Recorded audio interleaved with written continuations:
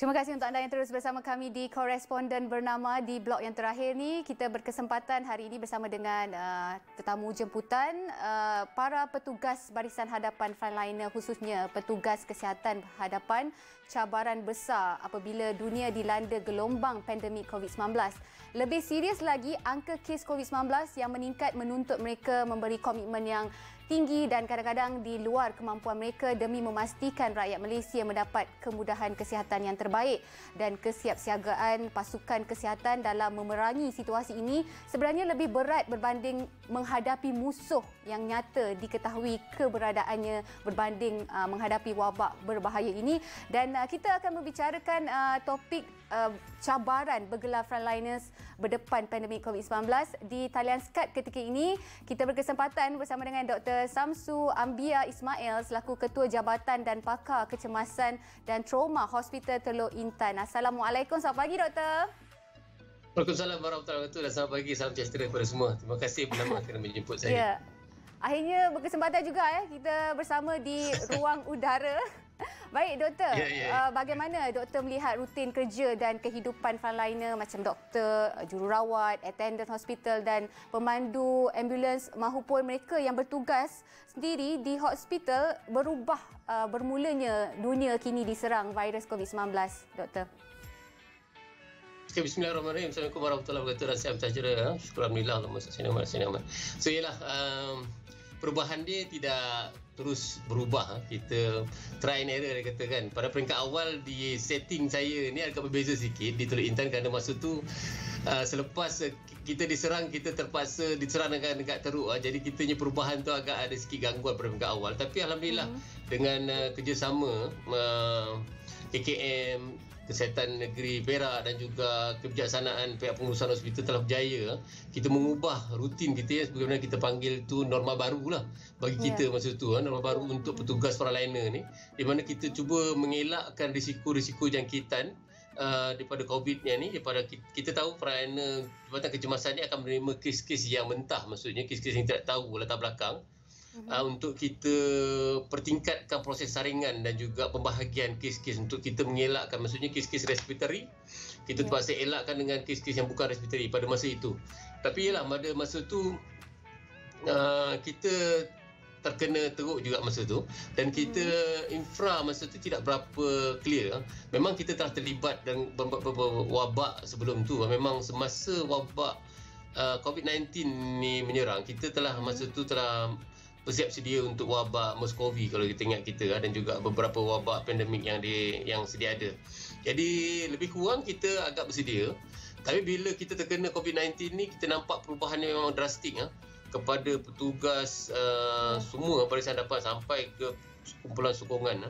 Yang norma baru yang agak masa tu agak memenatkan dan meletihkan lah, kerana kita paksa memakai PPE. Masa tu kita pakai, kebanyakan orang memakai PPE yang ramai menyebabkan drop dalam kita punya stok PPE pada peringkat awal kerana panik masa tu kan. So alhamdulillah dengan pihak pengurusan yang ambil langkah proaktif dan juga ada engagement dengan kita ni, kita ada perubahan. So memang nampak perubahan tu perlahan demi perlahan dan lebih baik, makin baiklah daripada kita, daripada peringkat atasan, doktor, jururawat, nurses dan juga pemandu terutama dan juga peluang sokongan ni dalam menghadapi musuh yang kita tak nampak macam yang saya cakap tadi lah. Baik doktor, sebenarnya saya nak tahu juga semua rakyat Malaysia pastinya aware tentang apa yang berlaku sebelum ini, apa yang terjadi, dan pengalaman doktor sendiri melalui ataupun sebagai pesakit COVID-19. Mungkin doktor nak ceritakan pengalaman doktor sendiri selepas pulih daripada jangkitan. Saya bernasib baiklah bila saya bukanlah taklah bernasib baik bila saya terkenakan, tapi alhamdulillah saya diberi kesihatan yang baik. Saya bernasib baik bila saya terkena tu, saya dapat mengharungi peringkat-peringkat awal sakit tu. Dan bila kita pulih ni, kita dah boleh bayangkan macam mana sakit tu, dan saya boleh memberi khidmat nasihat pada orang lain lah dalam beberapa siri-siri. Kalau ada peluang dipanggil untuk bercakap dalam media masa, saya dapat peluang. So memang peringkat awal tu ialah kita bila terkena tu memang macam orang lain lah. Kita memang takut, risau kan apa yang akan jadi pada kita, sama ada kita ni dapat pulih dengan normal ataupun keadaan kita makin tambah teruk. Tapi alhamdulillah saya dapat melalui peringkat tu. Bila saya pulih ni, alhamdulillah saya rasa saya lebih bertenaga, lebih sihat dan lebih bersedia lah untuk menghadapi sebarang kemungkinan sebagai seorang frontliner dan juga sebagai seorang orang awam dalam menghadapi jangkitan COVID ini. Serba sedikit saya dah tahulah macam mana tanda-tanda dan bila kita terpaksa pergi mendapatkan rawatan dan juga apakah nasihat-nasihat yang saya berikan kepada masyarakat sekeliling lah. Okey, mungkin doktor menyentuh tentang tanda-tanda tadi. Doktor mungkin boleh share, kongsi sikit apakah simptom awal yang terjadi pada permulaannya yang terjadi pada doktor sendiri. Okey, sebelum saya cerita pada apa yang terjadi pada saya ingat saya bekerja di bidang kecemasan dan juga beberapa kawan-kawan yang bercerita. Sekarang ni variasi simptom dia adalah agak pelbagai. Tak semestinya datang dalam keadaan kita dapat batuk sesama. Kadang-kadang saya tengok ada yang datang dengan keadaan masalah cerit-berit, muntah. Masalah utama dia. Kadang-kadang ada hilang dari rasa.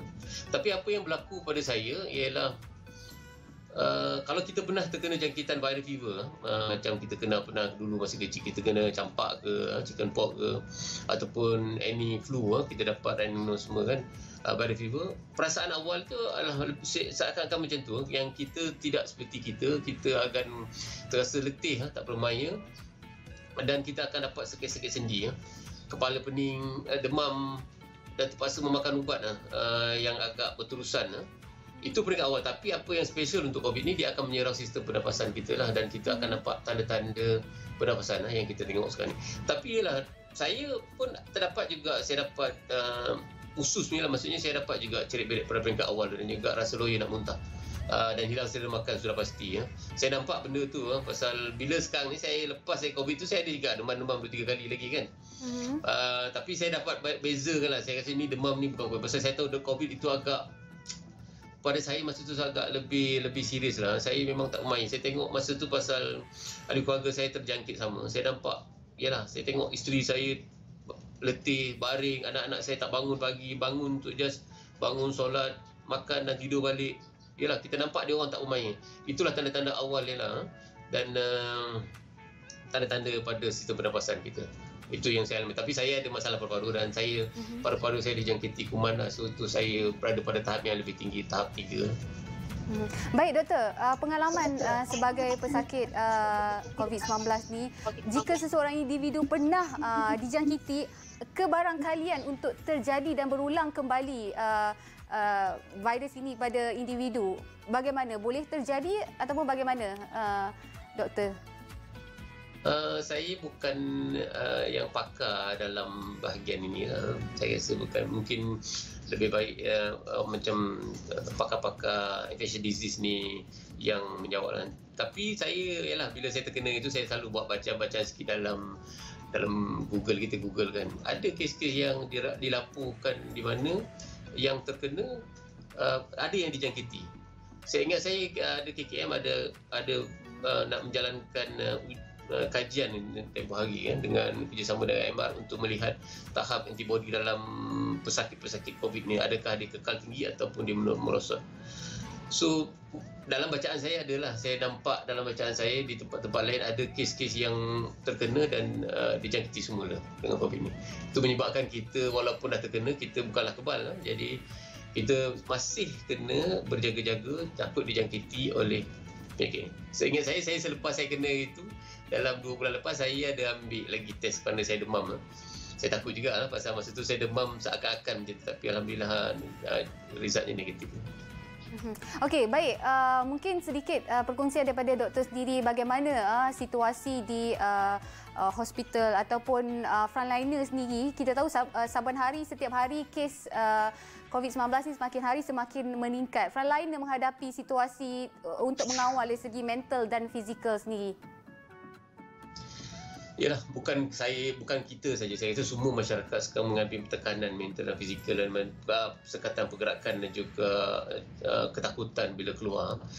Tapi untuk frontliner ni cabarannya lebih getih pasal kita dikunjungi oleh pesakit. Pesakit ni mungkin pesakit COVID atau bukan mungkin pesakit COVID. So cabaran kita untuk memastikan aktiviti rutin untuk rawatan kes depan COVID supaya berjalan seperti biasa. Dan juga kita terpaksa menghadapi COVID yang di mana akan dibawa oleh kadang-kadang pesakit yang kita nampak lah, maksudnya dia datang dengan batuk, sesama dan datang daripada ni zon merah kan. Tapi sekarang ni kalau kita tengok zon merah ni dah agak luas kan. Dan tapi kita akan dapat terima kes-kes yang datang dengan simptom yang lain, yang kita takut kita tersalah. Jadi cabaran itulah, jangan takut cabaran kita bila takut kita ada kontak rapat. Dan apa jadi pada untuk peralihan ini bila ada kontak rapat, kalau kadang-kadang kita gagal mematuhi PPE tu, peraturan pemakaian PPE tu, kita terpaksa dikuarantin. Bila dikuarantin tu, kita akan kekurangan staf. Jadi itu cabaran dia lah, keletihan fizikal dan mental, di mana satu, kita takut pasal takut kita terkena, dan takut kita akan membawa pulang kepada keluarga kita. Dan juga satu lagi cabaran ni ialah kekurangan staf tu. Pasal kita kena tahu, bila kita punya strategi, bila kita menghadapi COVID ni, semua fasiliti kesihatan ni telah membahagikan zon itu. Zon respiratory untuk melihat semua kes-kes yang daripada zon merah dan juga bergejala respiratory symptom, dan juga zon non-respiratory untuk kita merawat kes-kes yang sedia ada lah, supaya masyarakat kita terjamin kesihatan ni walaupun dalam pandemik ni masalah kesihatan lain pun turut-turut kita dapat ambil perhatian dan juga kita uruskan dengan baik. So itulah tekanan kita hadapi untuk surat peralihan di Jabatan Kecemasan terutamanya, kerana kita lebih terdedah pasal yang datang tu pelbagai. Tapi di ward COVID agak sukar lah pasal dia memang dah tentu ward COVID. Kita dapat laporan daripada Tan Sri DG pun ada cakap dia risaukan, dan ada kes yang di mana dalam petugas COVID ward yang terkena. Jadi kita risau, walaupun kita memakai PPE yang lengkap, ada juga kemungkinan kita terjangkit. Banyaklah alasan-alasan yang mungkin. Ialah bila kita pakai PPE ni kan, kadang-kadang kita tak pakai dengan betul-betul lengkap, dan juga kita Baik doktor, sedikit tips maupun nasihat daripada doktor sendiri melalui pengalaman doktor, bagaimana kita nak bersikap positif dan kawal emosi yang betul dalam kita membantu mereka yang sedang menghadapi COVID-19 ni?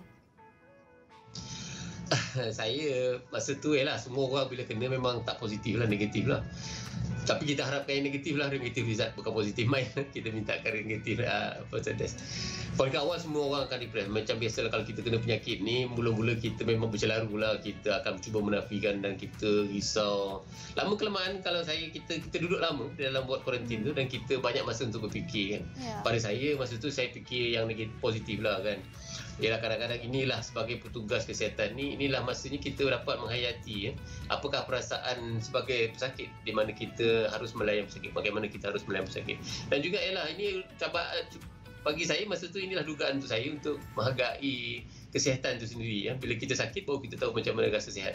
So kita hargai kesihatan, dan juga saya banyak masa untuk meluangkan untuk aktiviti lain, kita baca buku balik ke apa kan.